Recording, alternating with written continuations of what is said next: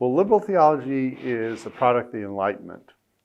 And whether we think about Immanuel Kant or Friedrich Schleiermacher or Hegel, or some of the great names of the Enlightenment, the effort of the Enlightenment was to move people away from what they saw as a dogmatic and dominating religion and an outside authority to the use of reason in assessing what was going on, alongside usually an anti-supernaturalism.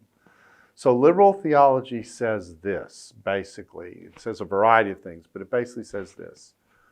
We like the ethics of Christianity, but we don't necessarily buy the theological story about Jesus underneath it. And they pulled apart something that was tied together in the Bible. That is, that the story of Jesus and what God did in Jesus was designed to be connected to how we think about living. And they took a holistic story that had both elements in it and broke it apart. What's interesting is conservatives reacted to that.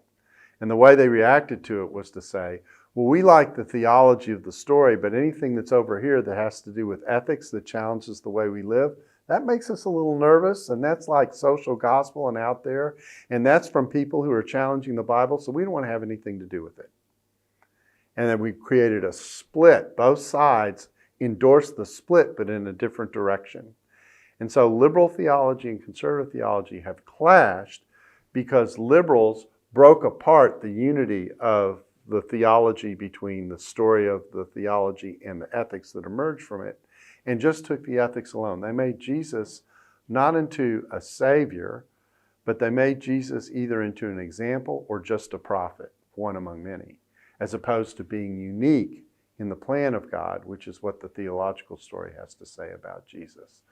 And so liberal theology pushes in a direction for us to think about the way people treat one another ethically, but they don't do it with a really robust understanding of the nature of sin, except to perhaps deal with power and structures and that kind of thing, which are there, but underneath there is the whole story of sin and the need for forgiveness and the need for something that we cannot do for ourselves, whereas in liberal theology we tend to be able to fix ourselves, that kind of thing.